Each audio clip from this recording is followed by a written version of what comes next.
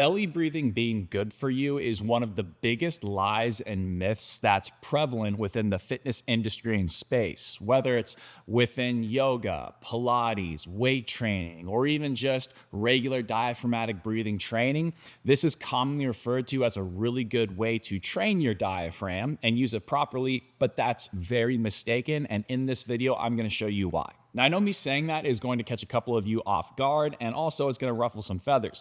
But before you get too upset and go to the comment section, just hear me out first. Now, just first and foremost, let's start off with some facts. Our diaphragm, which sits at the lower part of our rib cage, needs to work to create expansion within our trunk when we inhale. What happens is that when we inhale, the diaphragm descends, and this creates a vacuum-like effect within our rib cage to create expansion within the lungs. And our lungs are in our rib cage, so it makes sense that a lot of the expansion should be happening there. So based off of that fact alone, it's never really made sense to me why people cue belly breathing for an optimal diaphragmatic contraction and the effect of getting ideal expansion. The rib cage was designed to expand in all directions when we inhale. Depending on which ribs you look at, it needs to expand from front to back, and also down at the lower ribs, side to side. So literally every direction should see expansion within the rib cage in some way, shape, or form. The problem occurs when people actually have predominantly a belly breathing strategy. When this is present, we're just inhaling into our belly and pushing pressures and the contents of our abdomen forward and down. And so when this happens, you only really get an adequate amount of expansion at the lower rib cage. So you see people that have a belly breathing strategy almost every single time with a ton of lower rib flare. And when they inhale, you don't see their upper ribs or their back ribs move much at all. And this is problematic because our rib cage, again, needs to expand when we inhale, and our body knows this. So it's going to kick on compensatory mechanisms in order to help us create some semblance of expansion. When there's not enough expansion at the rib cage, a very common compensation is that we're going to do one of two things, usually both over time. A, we're going to do what we talked about earlier, where the lower ribs are going to flare up and we're just going to push air via the path of least resistance into our belly. So over time, we keep feeding this pattern more and more and more, and we end up in this extended position over time that we can't get out of. The other thing that happens is that we kick on muscles of our anterior or front neck, because these muscles, particularly our scalenes and SCM muscles, attach on our clavicle or our collarbone and also the first rib.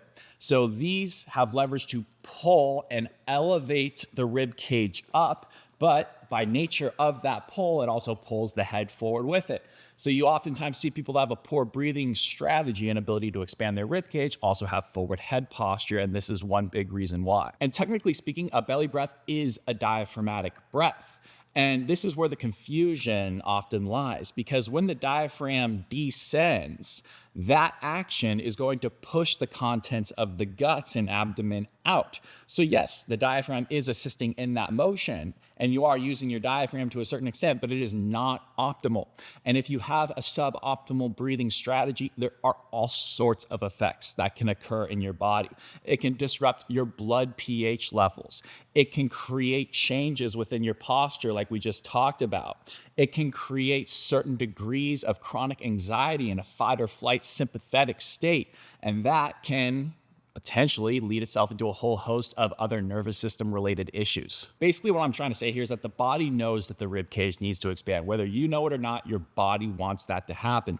And so if that can't happen, it's going to kick on compensatory mechanisms, which can lead to a ton of different issues. And don't get me wrong, that's not to say belly breathing hasn't helped people feel better before, because of course it has. There are millions of people that can vouch for that. But I think it's working for a different mechanism than most people realize. I think just by nature of controlling your inhale and exhale and pause between those phases is doing most of the legwork here. We understand through a lot of research that controlled breathing in a tempoed manner is extremely powerful for controlling one's nervous system and creating more of that rest and digest parasympathetic state. And I think that's what's doing most of the work for helping people feel more calm and relaxed. But it is not an optimal strategy for creating better mechanics of your rib cage working with your diaphragm. And that's generally the goal when we're trying to improve diaphragmatic function. So instead, What I recommend is trying to get a simultaneous expansion of the belly and the rib cage together because they should expand together. It's not like we don't want any belly expansion. It's just that we don't want predominantly belly expansion or mainly belly expansion. So here's a way that you can really train your breathing to not only optimize the use and function of your diaphragm, but also get better expansion in your rib cage. And I promise you, if you do have a compressed and tight rib cage, this is going to feel very good. You're going to feel much looser afterwards. And the more you practice it, you're going to regain mobility all over your body, from your hips to your shoulders to your trunk rotation, even in your neck. So give this a try for a couple of weeks. Practice this every day for 5 to 10 minutes and see what happens. To do this, here's what I recommend. Just get your feet or legs up on something that gets your knees and hips around a 90-degree angle. It doesn't have to be perfect, just something that keeps you completely relaxed and your low back is flat on the ground. You're gonna take a towel and roll it up about this thick. I wouldn't go much thicker than this, but you can adjust it slightly depending on what's comfortable for you. You're gonna take that and place it under the apex curvature of your neck, and it should allow your chin to passively be pointed at the ceiling without you doing anything. Now, here's what I want you to do. Just make sure you have no tension in your belly or body whatsoever, literally zero. And you should be completely relaxed. Now, keep your hands in your low rib cage because you want to feel these come down as you exhale. So get a nice sighing exhale, open your mouth. It's not a pursed lips exhale, like it's a almost like you're trying to fog a mirror with your breath, if that makes sense. So you're going to do that sighing exhale for around 5 to 10 seconds. As you finish off that exhale, depending on the capacity of how much you can exhale, you're going to find that your side abs or your oblique muscles start to engage. Make sure you finish off that exhale to the extent that is comfortable for you, and then pause. So it'll look like this.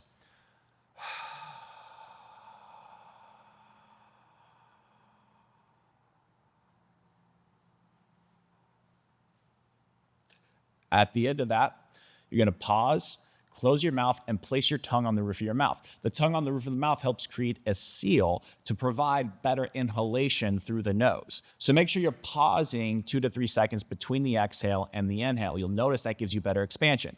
Now, after you pause for that 2 to 3 seconds with your mouth closed, tongue on the roof of the mouth, you're going to inhale very slowly, making sure that you don't lose much of your side ab tension.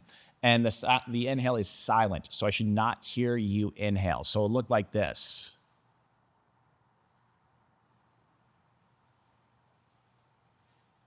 Notice how you couldn't hear me? I'm just letting the air fall into my nose, and I'm going for a long time, maybe about 4 to 5 seconds, potentially longer depending on what you need. So a full breath is going to look like this. In totality, it's going to be a 5 to 10 second sighing exhale, 2 to 3 second pause with your mouth closed, tongue on the roof of the mouth, and then a 4 to 5 second silent but full inhale.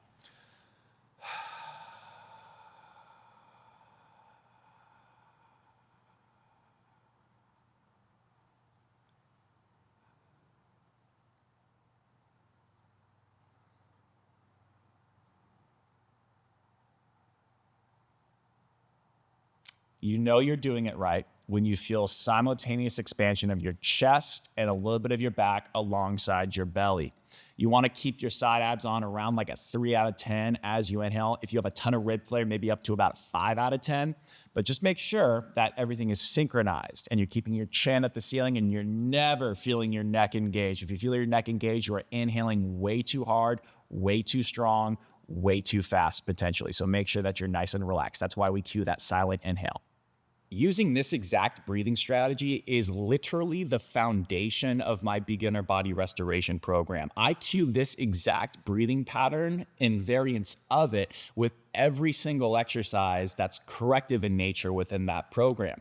Because not only does this promote more parasympathetic input, which allows our body to relax and accept changes, but it also allows our body to accept unfamiliar positions. So if we're trying to restore mobility at, let's say, the hips, we want to be as relaxed as possible to show our body that this is a safe space to operate in. This is a safe space to live. And the body likes that, and it's much more likely to hold on to those adaptations. So if you want a program that's not only going to help you breathe better, but also be able to functionally move and feel better on a day-to-day basis, check out that beginner body restoration program. I will link it down below in the description. So in totality, we do want simultaneous expansion of the rib cage and the belly. And I'm not trying to say that the belly isn't important. I'm just saying that this is essential. And if we don't have this, it can be very problematic. And some people have different restrictions in different areas of their rib cage. Some people have it in the front more, some people have it in the back more, some people have it down here more. It just depends on the individual. So if you want to learn how you can better identify which specific locations of your rib cage are the most tight and need the most work to expand and decompress, I have several resources of that. I have a recent YouTube video I just released that I will link down below in the description as well. Thank you guys for watching, and I hope to see you in the next one.